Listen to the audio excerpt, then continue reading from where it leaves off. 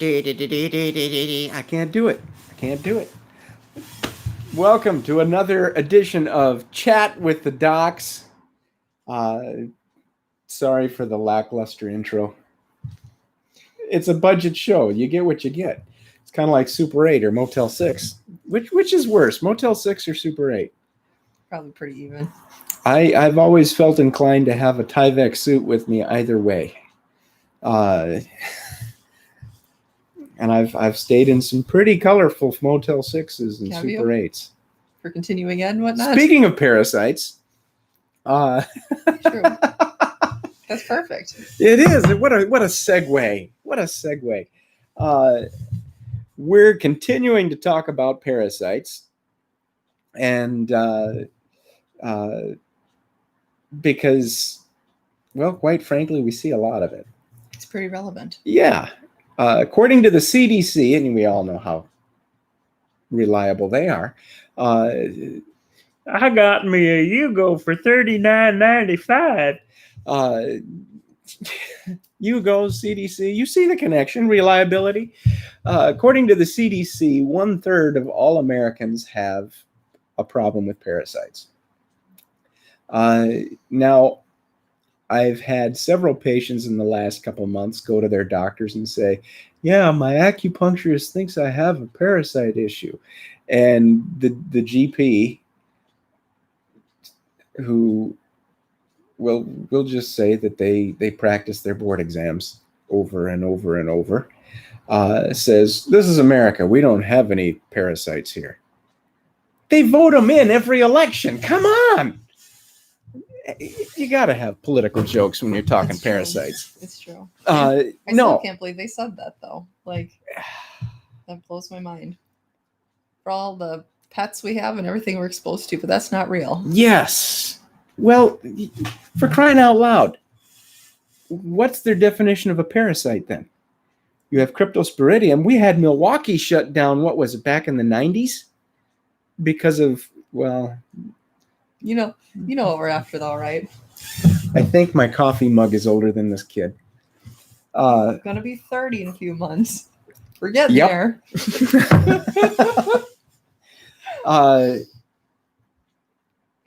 Cryptosporidium is a parasite. Giardia.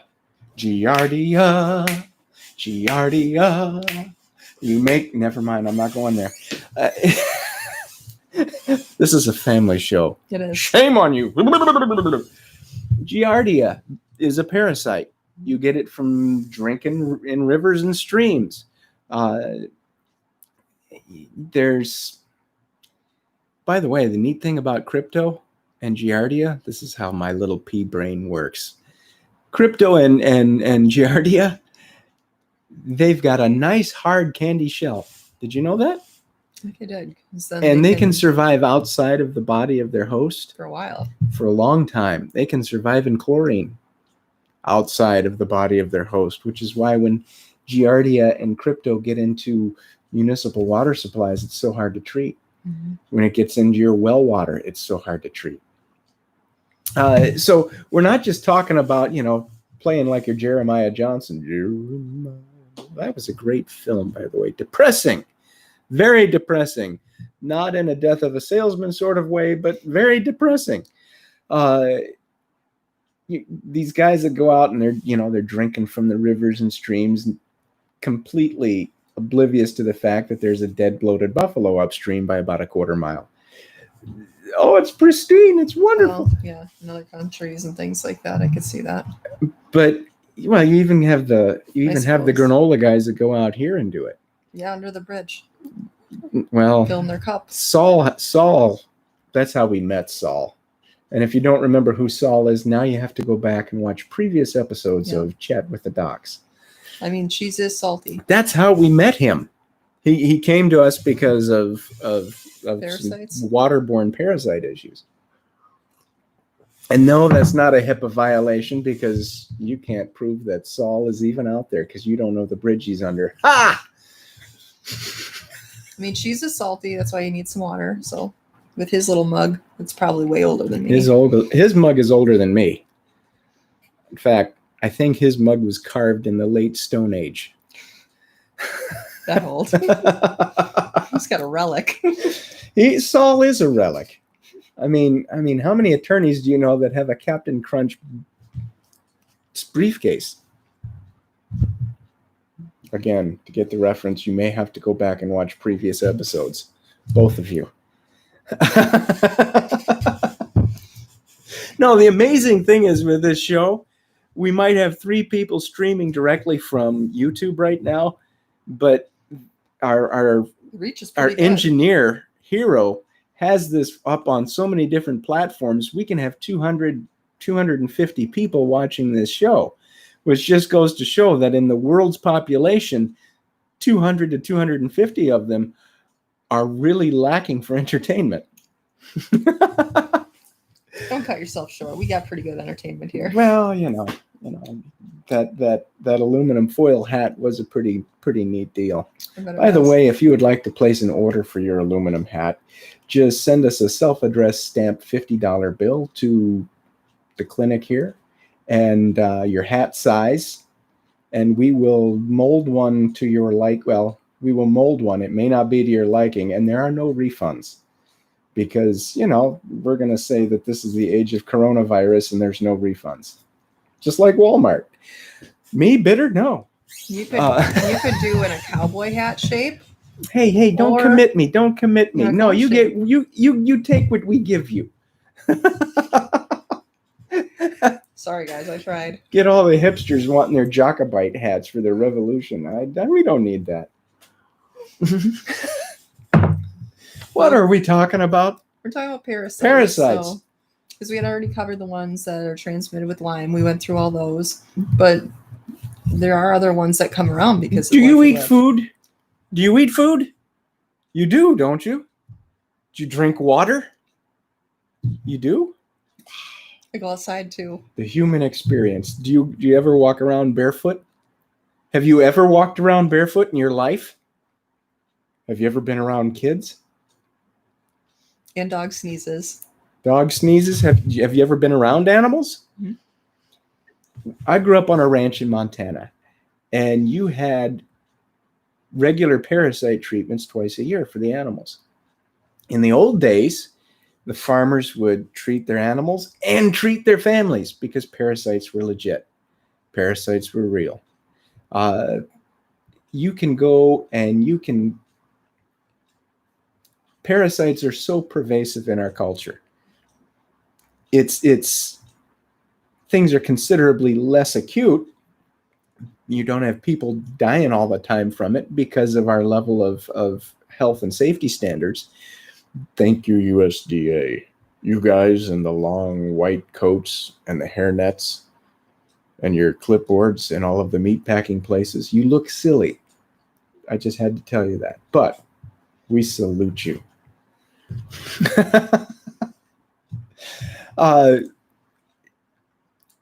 Just being a human being in any culture on earth, you're going to have exposure because these things are in the food, they're in the water. There's certain municipal water supplies that are infected, not just with Giardia and crypto like Milwaukee and some other places, but there's places in Utah and Idaho, different municipalities that I've actually read about and come across where they had helminth infestations in the water supply. What's a helminth? No, it's not something that you wear to protect your ugly noggin. Well, in case of my older brother, it is. But it's a tiny little microscopic worm that gets into the water, and helminths are also passed by ticks. You might have heard us talk about it before that way. But these things get into the water. Water, not only is it the universal solvent, but it's also the universal carrier. Mm-hmm. It's essential for life. Now, my goal is to not make you want to go out and buy a Life straw and take that with you and stick it into your coffee cup and go, no, that's not our goal. Mainly because we didn't buy stock in Life straws before we aired this broadcast. But even if you do go outside, let's say you have a fly land on your food and then you eat it. Could there be something pass through that? There could always be something transmitted. You ever been bit by a mosquito? Yep, tons. Have you been bit by a mosquito? I lived up in Horicon by the marsh. I so- feel left out in life. I've never been bit by a Oh mosquito. man, I'd trade you any day, Mo. I've been eaten alive. Mosquitoes carry parasites. No, they don't, says Mr. CDC. Well, then how does malaria get passed? Yeah. How does Chagas get passed? How does Zika get passed? Well, even like our animals, they get treated with heart guard to prevent heartworm and that, which is a parasite. Mosquito borne. Yes. So why wouldn't they be able to? Why do they deny There's that? some evidence, some of the researchers are even talking about Lyme disease being able to be passed by mosquitoes. And I could see that if they're sucking the blood that has it and Uh-huh. throwing it down. So the point is, are you alive? Do you have a pulse? Do you have blood coursing through your veins? You probably have a parasite. So then the question is, how's your immune system? Mhm.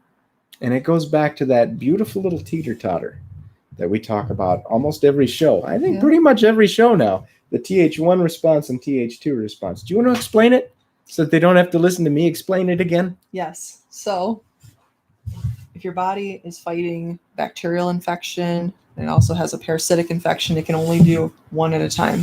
So if your body is fighting that bacteria is going down, nothing's interfering with those parasites. So those parasites are taking over till the body says, whoa, we got a problem over here, switches gears, then the teeter-totter starts going the other way. And that's why Lyme disease is so difficult to eliminate if you're not treating it properly. It's sort of like Congress. Congress can either vote themselves raises or go on vacation. It's that they can't do both. Or anything else. True. Told you they were going to be parasite jokes. So with Lyme disease and with other complications like other chronic infections like Epstein-Barr, you might not have Lyme. You may be one of the few people that don't have Lyme. But if you've ever had Epstein-Barr or any number of other bacterial type of infections, viral, bacterial, what have you, the parasites that are in you have it. And so if your immune system is focused on the virus, the parasite load increases. So, and then it's just this constant move up the ladder of population until you start manifesting symptoms. Now, whenever you talk about parasitic infections, people immediately think, well, I don't got diarrhea. No, you got really poor grammar, though. My grammar ain't poor. She left my Uncle Bussy $100 million. I think if Uncle Bussy got left $100 million, well, that's how Walmart was founded, right? Anyway, Uncle Bussy, it's me, your long lost kin. I'm sorry, this is an ADD day. Teeter-totter. Teeter-totter. Back and forth. We should get one of those in here. We talk about it enough. So you might not have the symptoms showing, or you might not have the diarrhea from. But parasites just don't show up with GI problems. Little white dots on your fingernails. Maybe you've got very low energy. Gallbladder issues. Oh, those will show up a lot. But let's talk let's go another tack. How many people do you treat that struggle with depression? Oh man. Endless. We're going into the psychological realm now. Fitting for me, isn't it? I like how you kept that tone too. It's nice. Let's talk about depression. Depression can be caused by a myriad of things. It can be exogenous, where chronic stress load beats you down until you're just feeling, oh. It could be endogenous. In other words, it could be a dysfunction within you that's creating the problem. So what happens if you've got a parasite that's eating all of your B6? Say you've got some tapeworms and they're taking all of your B6. What's going to happen? Energy's going to go. Energy's going to tank. What about myelin, the myelin production for your neurological system? Way down. Building block is gone. So now you're starting to have depression, severe fatigue, and weird neurological symptoms. Maybe weird sense of feel, tingling. So what do? We're going to give you this gabapentin now to take care of your Nerve pain and all neuropathies. And Mr. Wolf, we're also going to put you on this SSRI drug to try to make you not feel so depressed. Forget the fact that it's only 50% effective in severe cases of depression. In mild to moderate depression, there's absolutely, placebos are just as effective.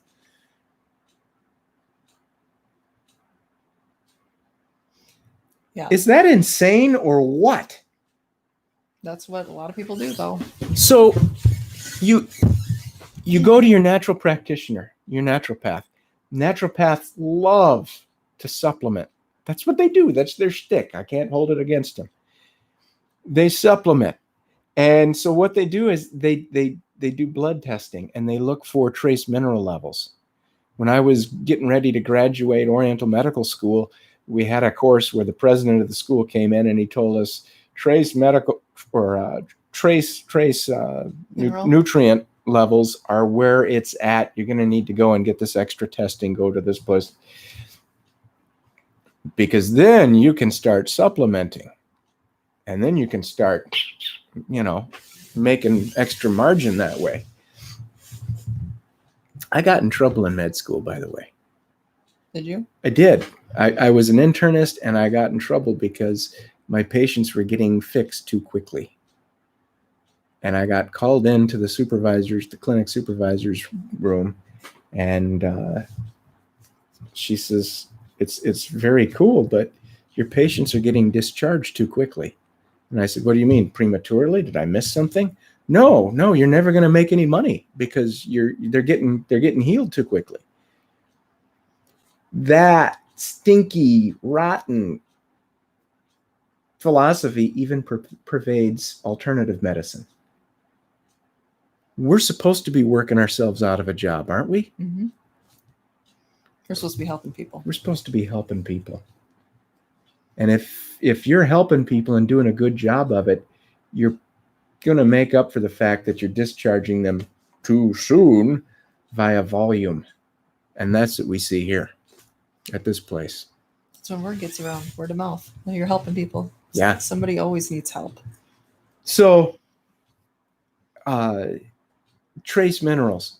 Your natural healthcare practitioner, usually naturopaths, they'll do the blood work and they'll come back and they'll say your zinc is low, your vitamin D is low, and they start going through your iron is low. So we're going to start supplementing all of these things. Nobody's looking at parasite load. Because it's like, why are these low? What's taking them from you? Now, we're not just talking about worms. Everyone thinks parasites and they immediately think of worms. No, we've already mentioned malaria. Mm-hmm. We've already mentioned Chagas, Zika's. We've already mentioned a bunch of different protozoa. But you also have, and it's very difficult to say exactly what class they would fall into because I don't think they've been classified yet. But you start having patients who you're treating them for parasites or you're treating them for parasites as part of a Lyme detox, and they start passing little crustacean type critters, little critters that look like jellyfish. There's a wide variety of parasites out there. I've tried Googling them even to figure out the name with some of these, and I'm not pulling up the right things. I've looked through microbiology books. I've looked all over the place. I can't find what some of these things are. And here's the deal. If you suspect you have parasites and you go and you find a lab that will do a stool sample, they send you the kit. You take the sample. It sits in your house maybe for an hour to a couple days while you wait to get it to the mailbox. Then it has transit time at the post office, which takes a while.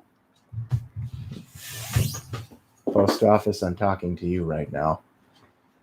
That package that you said that was delivered on Monday, we just found out it's still in transit. Thank you. From the bottom of my heart. Note the sarcasm. Anyway, point is, it can take a while. It can take a while for the transit time. So you can be looking at anywhere from, let's say it's overnighted and it's the absolute best case scenario. You can be looking at 3 days to maybe a week, 2 weeks. And then it sits on the shelf at the lab For a few days. for a while before they can look at it. And then they get somebody, and it's usually somebody that really isn't that astute, looking under the microscope, taking the sample, making the slide, looking under the microscope. I'm not seeing anything. It's dead. It's dead. And what happens when things die? Decomposes. They break down. Not only do they break down because of bacterial decomposition, but they also, as soon as these critters die, so many of them emit an enzyme that just kind of jellifies everything, even to the DNA level. So you can't even find DNA of these guys. So then what are you looking for? You might be looking for some segments. You might be looking for some eggs, if those even survive. So a really good lab will need at least 6 different samples before they say, okay, we've checked you. We've done an extensive check. The point is, you can do the lab work, you can send the samples off. Probably they're not going to find it. This is one of those things where empirical testing isn't necessarily going to yield the result. So then you need a clinician who knows what they're looking for. You need a clinician who says, I'm familiar with these signs and symptoms. Yes, it could be an autoimmune issue. It could be autoimmune Crohn's disease. But more likely, it's a parasite causing autoimmune Crohn's disease. Could it cause allergies? Could it show allergies? Oh, that's the really cool thing. People who have, and we've talked about this before, people who have severe allergies are usually very high likelihood like a presence of a parasite, because when you have a parasite or even any chronic infection, you have the potential for mast cell activation syndrome, where now your body's going to be hypersensitive to everything. And you develop, 1 year, you're fine. The next year, all of a sudden, you have allergies to everything. Someone looks at you funny and you're sneezing. Nope, she's not. We fixed her allergies. So. Nope, it's working. Like food allergies. Like food these allergies. Young kids that are allergic to nuts all of a sudden. We've seen and a surge it used of that. to be back in the 80s. It used to be you'd go into a pediatrician's office and I remember them when I was a kid. Spent a lot of time at the doctor's office. I've always been a wacky little nerd that was always sick with something. Things haven't changed. You go to the pediatrician's office and they'd have the little poster on the wall with the life cycle of a pinworm. And I remember thinking, I wonder what that is. And you get older, you study, and you say, oh, I remember those signs. And little placards.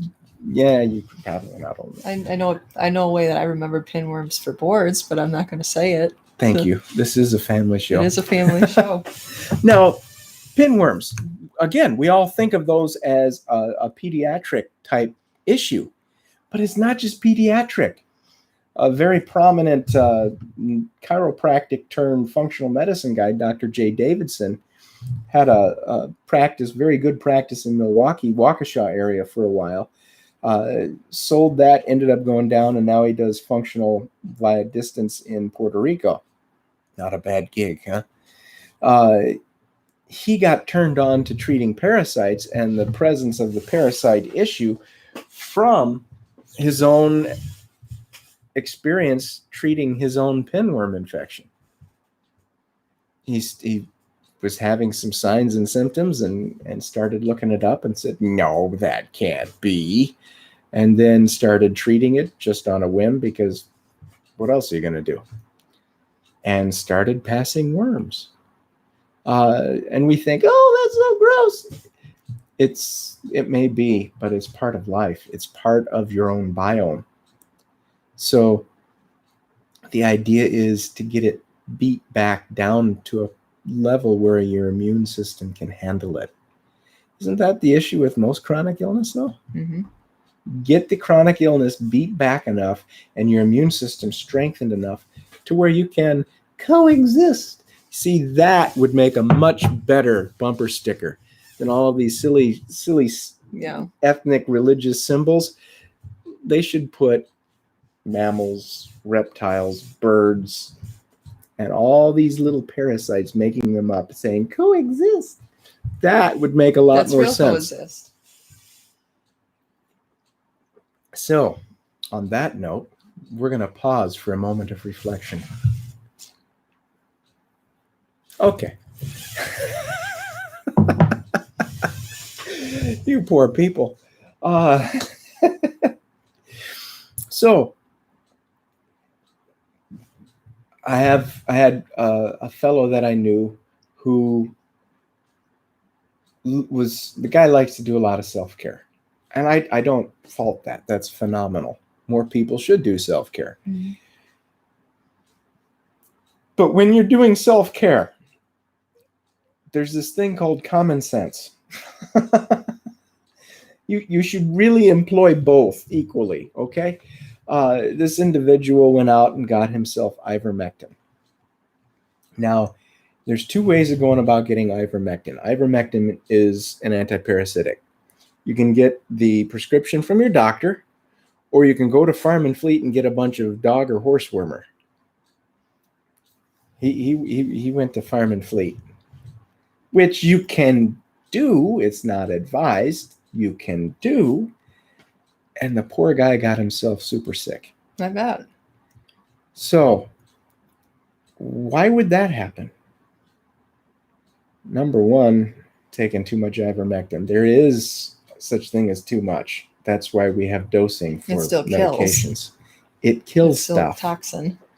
But once you start killing all of this stuff, now you got dead bodies in your body. And you have that whole Herxheimer reaction.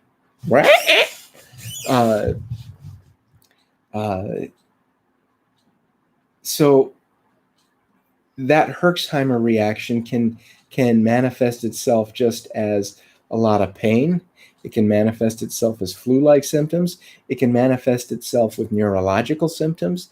In his case, it manifested in cardiac type symptoms. You can't fool around with this stuff. No. This is something where you need somebody that knows what they're doing. Because the systemic reactions in the body, you can't just affect one part of the body and say, we're only working on this one part. It doesn't work that way. It doesn't work that way. That's almost like when, some of you try to lose weight and you just want to lose it in your legs. It don't work that way. There's no spot treating for, diet, nutrition, any kind of healing. And when you go through a process, you can't just do a mega dose and expect you're going to be good like you went through the drive-through.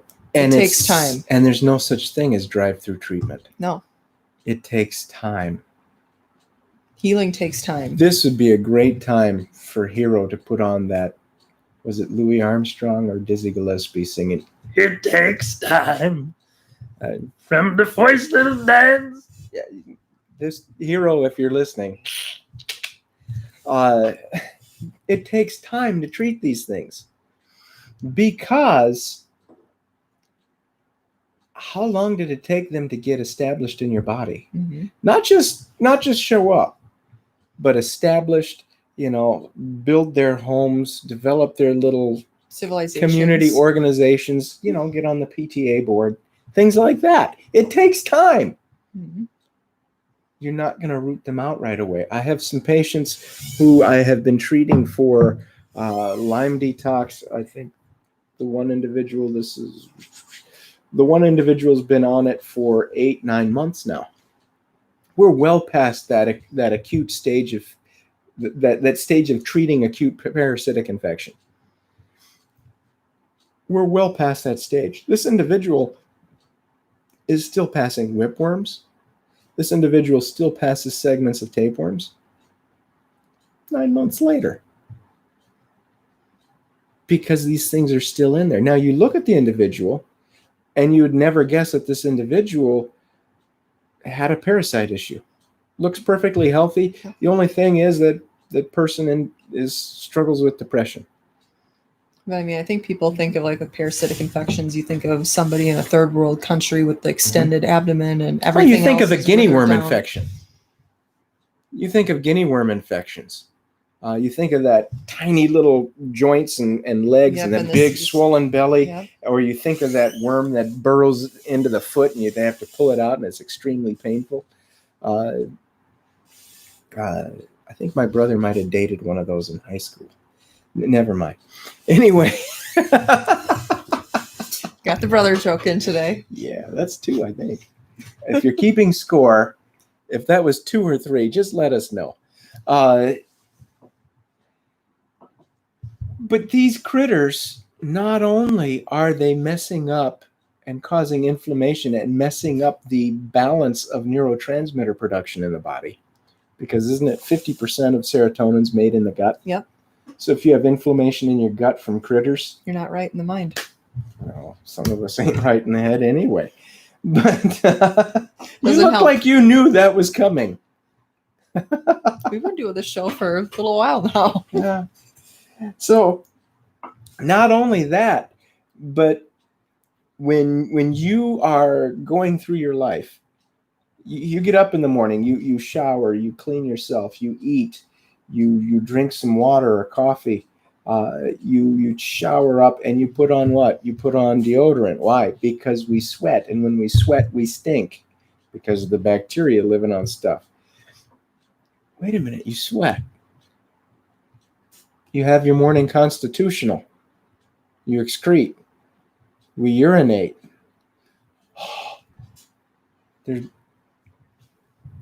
These critters do the same things. These critters give off their own waste, just like you do. And so that waste is called biotoxin. And that waste gets into your body. It doesn't just stay in your gut, because remember, tapeworms, they love big, thick muscle groups. They love the gastrocs. They love the quads, the hamstrings. They love the triceps, the biceps. They love those big, thicker muscles. These critters can get into the, what was it? Babesia is a protozoa. It loves the non-vascular tissues. Mm-hmm. These things don't just stay in the gut. They get around. And then they're producing this biotoxin. Well, where does that biotoxin have to go in order to get moved out of the body? It gets into the bloodstream, where it creates an immune response from the body. And now you start showing some, quote, autoimmune problems because we're not seeing anything in the blood. Well, you're not going to see biotoxins in the blood. It's chemical. You don't see, well, this is the Rock River. You might see radioactive drums floating down the river, but not usually. That's when the CDC isn't fishing them out. Yeah.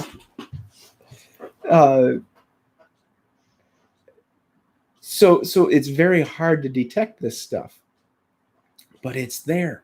And when it's there, it's creating an inflammatory response, but it's also getting into the brain.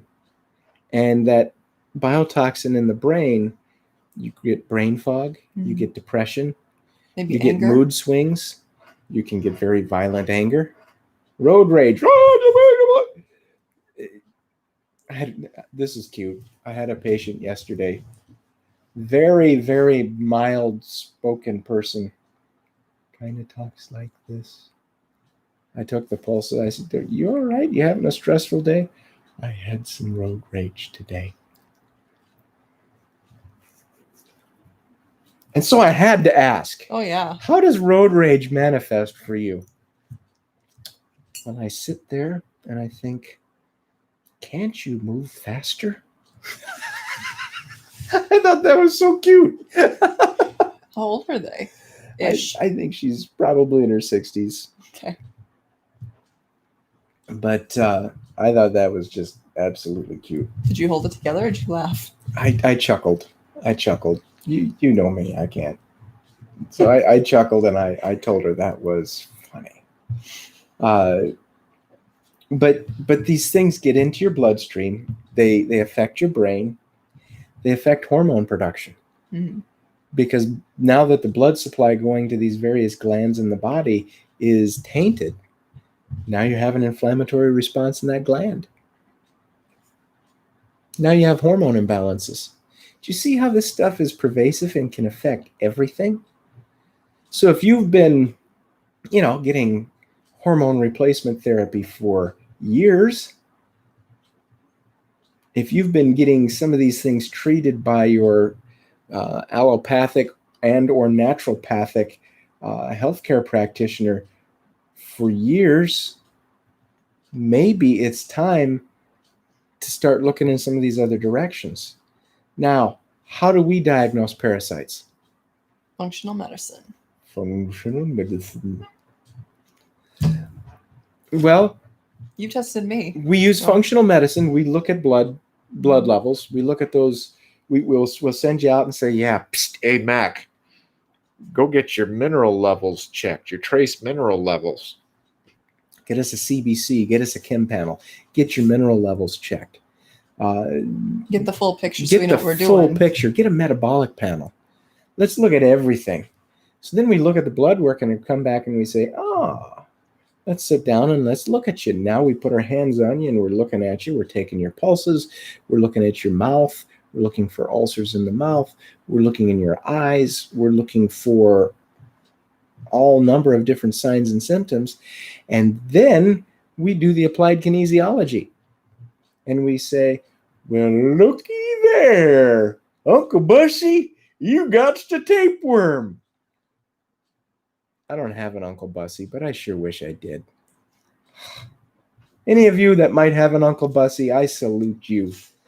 I'm stuck with an Uncle Dave, an Uncle Bob, and an Uncle Dan. And if I'm missing an uncle, I'm sorry. But I think those are my only uncles that are alive. No Uncle Bussy. I did have an Uncle Hep once. Well, for a large portion of my life, I did have an Uncle Hep. There you go. I've got an Uncle Buzz. Do you have an Uncle Buzz? Yep. Oh, you're so lucky. How many? You don't see an Uncle Buzz that often. That's cool.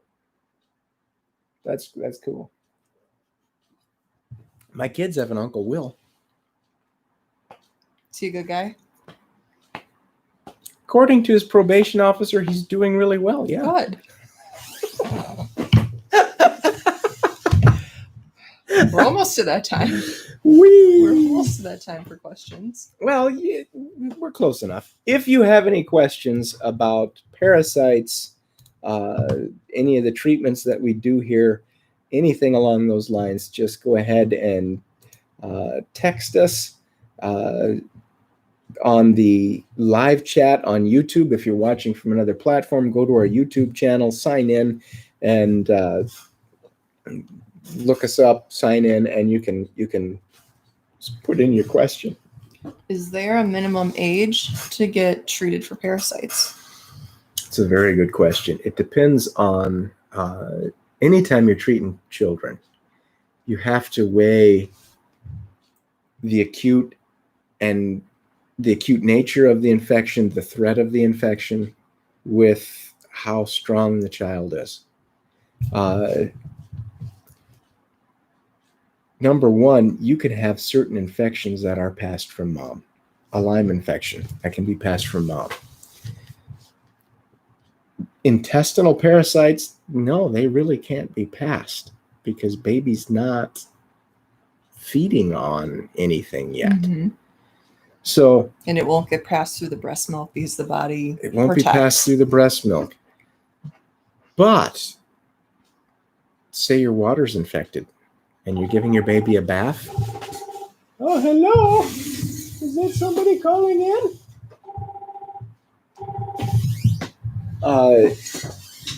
Say your water's infected with something and you are washing your child in the water you're going to have a problem. Say your water's infected. Say your water's fine, but you go and you travel and you're visiting somebody. You're at that Motel 6 and you're drinking the water there.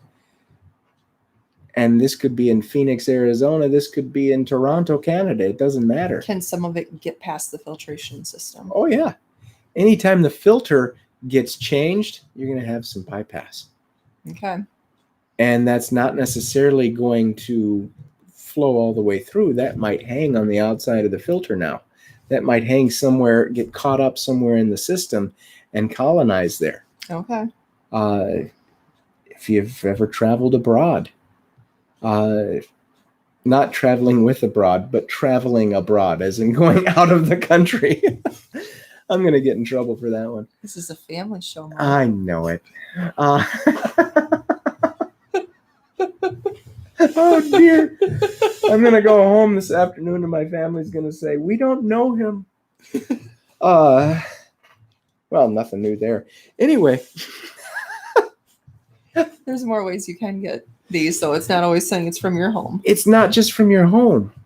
And remember, some of these things, they can live outside of water for a very long time. Some of them will go into a dormant phase, a cyst type phase.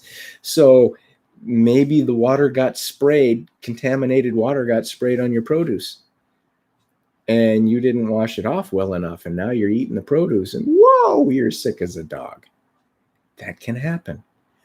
Say you're visiting someone, say you're visiting grandpa and grandma so they can see your newborn.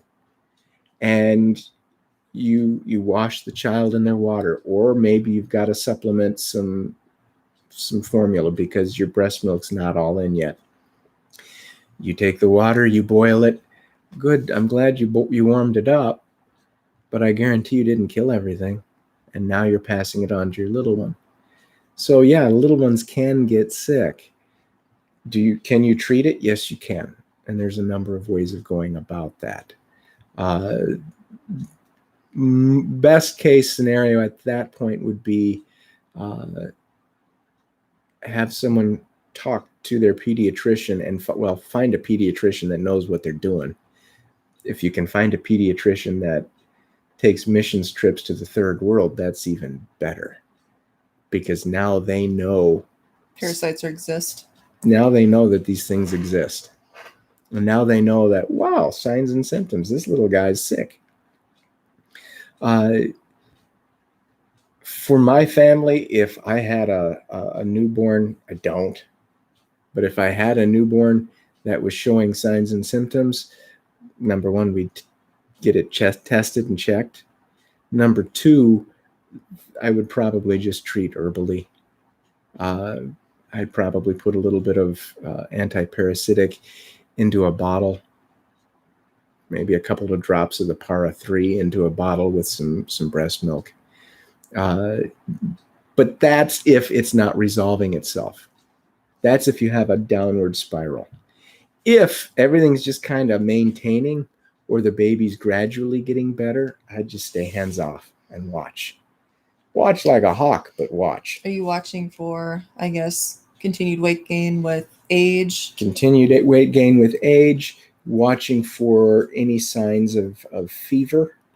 You don't want any signs of fever because parasites can cause septicemia. Sepsis. I'm very infection of the blood. Infection of the blood. They can cause that. So they can cause a high white blood cell count. Yes, they can. They can cause these infections to take place. And so you want to watch this stuff and make sure that the little one isn't getting sick like that. The kid can be doing fine and then can take a turn for the worse because maybe they were exposed to a cold and now their body's shifting gears from the parasite to the cold. And yes. Okay.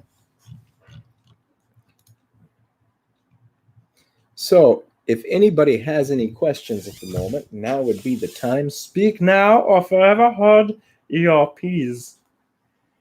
And remember, this is stuff that often we think of GI problems, but restless sleep, tossing and turning all night long. Because that's when they're most active, Yep. correct? Yep. During the nighttime hours. Grinding of teeth, ulcers, anywhere in the GI tract, upper GI tract, all the way down. Kids that are always biting their nails, kids that are always picking their nose, mood swings, irritability, real irritable for no reason. Since you said with the itching nose, I feel like the tip of my nose itches now, and then I notice it, and that's all I think about, and I just resist. Well, there's an old saying when the tip of your nose itches, and that means you're going to smooch a fool. So look out, John. He does watch. He's probably one of the two. Well, we're down to 3 now. We were up to 4 there for a little bit. There we go. People that drool a lot while they sleep. People with floaters in their eyes, blurred vision. I'm not even listing any of the GI symptoms. Mm-hmm. Breathing problems. This stuff affects so much. Parasites affect more than just GI. It can be very, very serious indeed. If only they just cause cellulite and we could make that go away. You'd probably be able to retire tomorrow. I think I'd be so bored I wouldn't know what to do with myself. If that would be the cause. Watch out, Bill Gates. Well, there actually is a connection between the presence of cellulite on people and parasites. If you see it move. You got a belly like a bowl full of jelly. No, them's tapeworms. Oh. And just remember, when you have a parasite, you'll never be lonely again. Do we have any questions? We have no questions today. We have absolutely no questions. So this is your last chance, we'll get folks. some private messages probably. They just probably don't want to reveal themselves. If you have any questions that you want us to answer about this, leave it in the comments section on the Facebook page. If you're watching on some of our other platforms, make sure you're following us on Facebook so that you can communicate with us. Follow us on YouTube so that you can communicate with us. So if you have any questions, get a hold of us. We're easy to get a hold of. And don't send us any of those letters where you cut out the individual letters from the newspaper and paste them on. Those are creepy. Oh, don't do no more of those. No, that 12 is enough. No more. Didn't say Zodiac on the bottom, did it? No. That's good. That's No. a good start. The one did come from Pelosi's office, though. But that's just because I had told Pelosi jokes that day.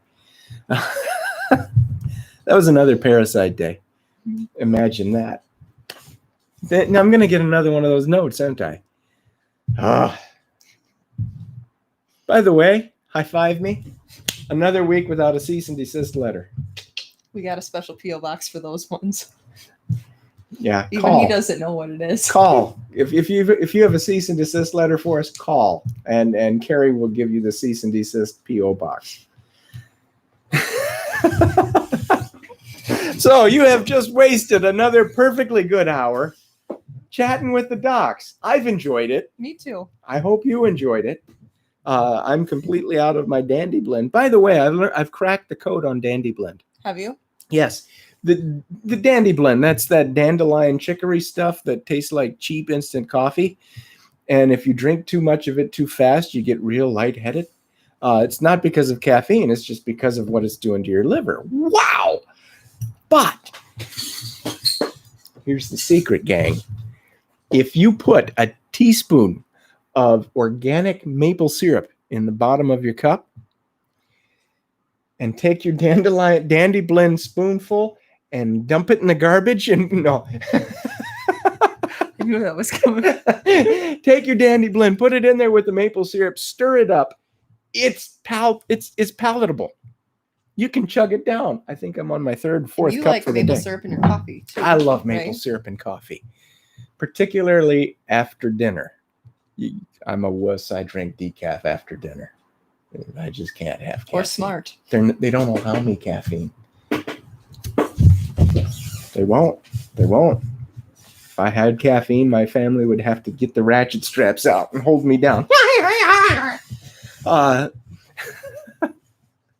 Mercy, I'm coming straight home after the show, and breakfast is still holding. Thank you. But happy birthday. That was Mercy's happy birthday. yesterday.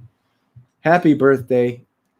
Tell I if I need to get some flour or anything to make the cake to text me before I leave the office so that I'll stop at Century. And in Janesville right now, as of yesterday morning, Century was still not making you wear a mask. So check it out.